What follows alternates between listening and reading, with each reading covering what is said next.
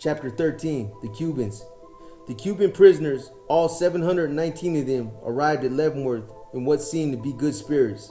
Some flashed victory signs, others grinned. For 13 days, the nightly news had broadcast footage about the riots, and much about the coverage had been sympathetic toward the detainees. But their demeanor began to change as soon as they were placed in C&D cell houses. The Cubans had been babied and catered in Oakdale in Atlanta, explained Lieutenant Stephen Myhan, one of the two lieutenants put in charge of the cell houses, now known collectively as Cuban Units. We intended to show them who was boss here, and that is exactly what we did. Always before, the Cubans had enjoyed the same privileges as U.S. inmates. In fact, they had often been treated better. Not at the hot house. All visits between Cubans and their family members and friends were stopped. No nightly movies. No use of the prison gym or no weight room. No educational classes. No jobs in the prison factories. No group religious services. No trips to the prison yard. The Cuban units were designed to be a miniature Marion. The inmates were locked in a 5.5 by 9 foot cell, usually 2 men per cell, and were only allowed outside 3 times a week for exercise. Even then, they were simply moved to a larger screen cage the size of a 2-car garage. Once a week, each Cuban got a shower. Once a month, he could place one collect telephone call, but if no one answered or the line was busy, the phone was passed to the next man. The only goodies were generic cigarettes and writing supplies. If a Cuban had enough money, he could buy a small transistor radio strong enough to pick up Kansas City radio stations. Otherwise, a few Spanish books and magazines passed up and down the tiers were his only entertainment. If all that was not enough to make life inside C&D cell houses miserable, there was a never-ending noise.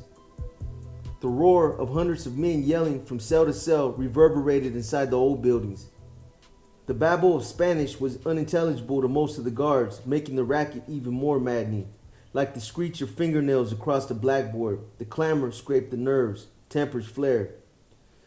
"I don't feel good about what we are doing here," Matthews admitted one morning as he inspected the Cuban units. "This is basically a jail, and I have never wanted to run a jail, but we have no choice. Not only have the Cubans caused $64.6 million in property damage and cost taxpayers another $48.8 million in funds spent to quell the riots, they had badly humiliated the Bureau and committed an unforgivable sin. These bastards took officers hostage," a hothouse guard explained, "and they had to be taught a lesson." Warden Matthews and Associate Warden Smith stressed that all Cubans were to be treated as humanly as possible. But when the two men chose Lieutenant Philip Hardin Schultz Jr. to oversee the Cuban cell houses, they sent the hothouse guards a subtle message. The 38-year-old Schultz, one of only 2 black lieutenants at the prison, was known as a hardball lieutenant with a reputation for being physical. Schultz wasn't the kind of guy who tried to resolve conflicts by talking, recalled one guard. He gave an inmate an order, and he gave it only once. After that, he kicked butt. Schultz resembled Santa Claus in appearance. He weighed more than 300 pounds, at least 100 pounds too much for his 6 foot 1 inch frame. He always seemed to be smiling too, ready with some joke, but his easygoing manner could turn into anger in a flash, and when that happened, Schultz became a bully. Warden Matthews would later explain that he had chosen Schultz because he wielded an iron hand inside a velvet glove. "I needed someone who was cool under pressure but firm," Matthews said. "I felt Schultz was that man." Schultz's second in command, Lieutenant Myhan, was the youngest lieutenant at the hothouse at age 29. He had only worked for the Bureau for 7 years, but his father was a retired officer with 31 years of experience, including stints at the federal prisons at Alcatraz and Leavenworth. At the hothouse, Myhan had a reputation as an energetic, likable cowboy who, like Schultz, preferred action to talk. Neither Schultz nor Myhan received any special training in how to deal with the Cubans. They did not understand Spanish. They did not know which Cubans were killers and which were petty crooks, because the inmates had destroyed their prison records during the riots. Worse, there were only 5 or 6 guards who could speak Spanish well enough to interpret. "Every Cuban is a shithead until he proves otherwise," Schultz told the guards whom he handpicked to work with him. And then he still is a shithead. Don't take any chances. Trouble between guards and Cubans erupted quickly. A few days after the Cubans arrived, an inmate in C cell house filled a plastic cup with his own urine and feces, let it curdle for several hours, and then screamed until a guard rushed to his cell. The Cuban threw the contents into the guard's face. Gagging, the guard backed away, trying to clear his burning eyes as the Cuban ducked into the corner of his cell to hide. "You little bastard," the guard yelled. Other guards kept him from attacking the Cuban. "It's time to show these shitheads we mean business," Schultz declared.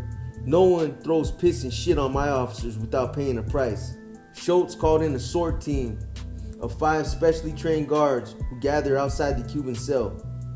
Word of the guards' baptism had spread through the cell house, sparking laughter and jeers from other Cubans.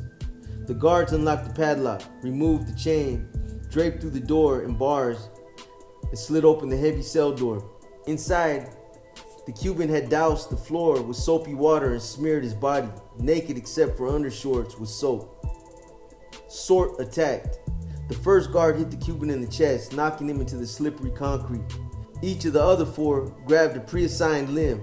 Before the Cuban had time to react, he was lifted onto his bed, and each arm and leg was shackled to rings on the bed frame. He remained chained down for 8 hours. Getting shit and piss thrown on you became so common, we called it getting slimed. Like in the movie Ghostbusters, one guard explained later. At first, we put the little bastards in a 4-point position when they slimed us, but after a while, they just laughed at you. They would lay there chained down for 8 hours, then get up, piss in a cup, and throw it in your face again. You just wanted to smack them because they acted like little kids.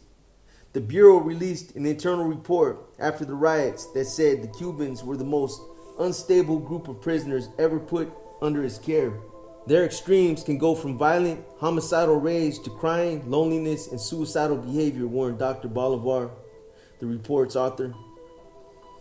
At various times, you will be talking to a reasonable 26-year-old person. Suddenly, that same individual can become a sophisticated, manipulative 40-year-old con artist, or he can turn into a 3-year-old child with a raging temper tantrum who just happens to be 5 foot 10 inches tall, weighs 180 pounds, and who is physically threatening to you. But despite the slimings, the danger, and the dreadful working conditions, the hothouse guards were eager to go to work in the Cuban units. The reason was overtime. Warden Matthews was willing to pay any cost to keep the inmates under control. "I would rather pay for it now than have the Cubans burn down this institution like they did in Atlanta and Oakdale and pay for it later," he explained. At first, the Bureau sent in guards from other institutions to help ease the staff shortage at Leavenworth, but the hothouse guards objected, treated the newcomers shabbily, and resented their cutting into their overtime pie. The Bureau responded by pulling the outsiders and letting Leavenworth guards work double shifts. Most guards did their regular job and then an additional 8 hours. Overtime expenses doubled by $2 million the first year. One veteran employee earned $50,000 in overtime pay, more than his yearly salary. A joke soon spread through the hothouse. Question: how can you tell who works in the Cuban units? Answer: he's the guy who's fucking nuts, but he's driving a brand new Bronco. Nobody questioned the wisdom of having exhausted guards working with such incendiary prisoners. The choice of Schultz to run the volatile Cuban units didn't please everyone. When Lieutenant Thh Ch heard that Schultz had been put in charge, he grimaced. Germany had been Schultz's boss at the medium security prison in La Tuna, Texas, before both men transferred to the hothouse. Another Leavenworth Lieutenant, Charlie Hill, had also worked in La Tuna with Schultz, and he too was worried. But neither Germany nor Hill said anything, nor did they share their uneasiness with Warden Matthews. Schultz was well liked at Leavenworth. He had done a good job there, and Germany and Hill said later that they really had no guards to question his ability. Besides, the warden at La Tuna was fully aware of what Schultz had done there, and Schultz had already been verbally disciplined by the mistakes he made. Both men felt they had no choice but to keep quiet. When asked about Lieutenant Schultz's past, Don DJ Sutherland at Warden La Tuna said, "In this business, you are going to make mistakes. Everyone will. That's how you learn.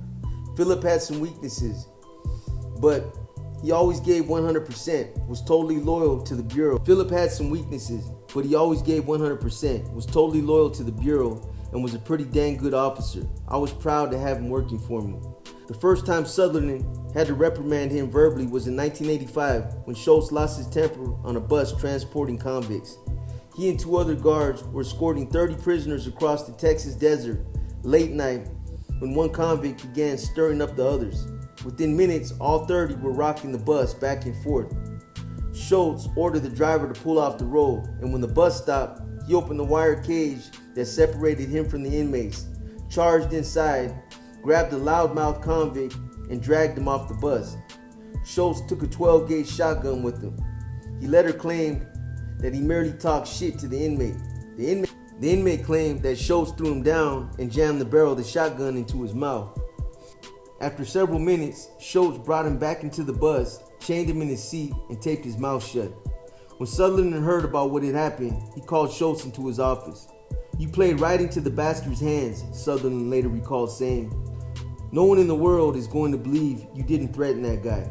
You violated security taking him off that bus. Even I believe you got off that bus to threaten him. I came real close to busting Philip for that stupid trick," Sutherland said later, but he didn't. A short time later, Schultz's 13-year-old daughter knocked on the door of the Bureau-provided house where Thh Ch and his wife lived. They were neighbors of the Schultzes. The girl had a black eye and bruised face, and she claimed her father had beaten her. A county child abuse investigator was called, and once again, Schultz ended up in front of Warden Sutherland for a lecture. "Philip told me that he had gotten angry and slapped her around a bit," Sutherland said later. Schultz had surprised his daughter, kissing an older boy in his car. "I felt Philip had a good reason to punish her, but I chewed his ass out for the way he did it, and he told me that he was sorry," Sutherland said. "He just had gotten carried away. I honestly believe his heart was in the right place," Sutherland added. Every day he dealt with inmates who had not been disciplined at home, and I think Philip had a tendency to overreact. He didn't want his kids to end up like those inmates. The county child abuse investigator wasn't as understanding, particularly when other employees told her that there were rumors Schultz frequently hit his 2 sons. The investigator started asking questions, and when Warden Sutherland heard that she was querying staff members, he became upset. "I told them that they couldn't just walk around on a federal prison reservation knocking on doors asking questions about Schultz's personal life," Sutherland recalled. "In fact, we had a pretty heated discussion about what they could and couldn't do on federal property." Sutherland said later that he told the county investigator that he would have guards physically remove her from federal property if necessary. The county stopped its investigation. Nonetheless, Schultz's behavior sparked rumors among staff members. When his wife, Elke, and the children moved into a motel, the gossip increased. A few days later, they returned to the prison reservation. The Schultzes decided in the spring of 1987 to ask for a transfer to Leavenworth to start fresh. At the time, the warden at the hot house, Jerry O'Brien, needed a lieutenant. Still, he was suspicious because Schultz was willing to move laterally, and that was unusual. O'Brien telephoned Latuna. "The warden told me everything was hunky-dory with Schultz and praised him highly, so I hired him," O'Brien said later. Schultz arrived on June 7, 1987, only 1 month before O'Brien retired and Warden Matthews took charge. The new warden knew absolutely nothing about what had happened in Latuna, nor would he learn about Schultz's past until it was too late.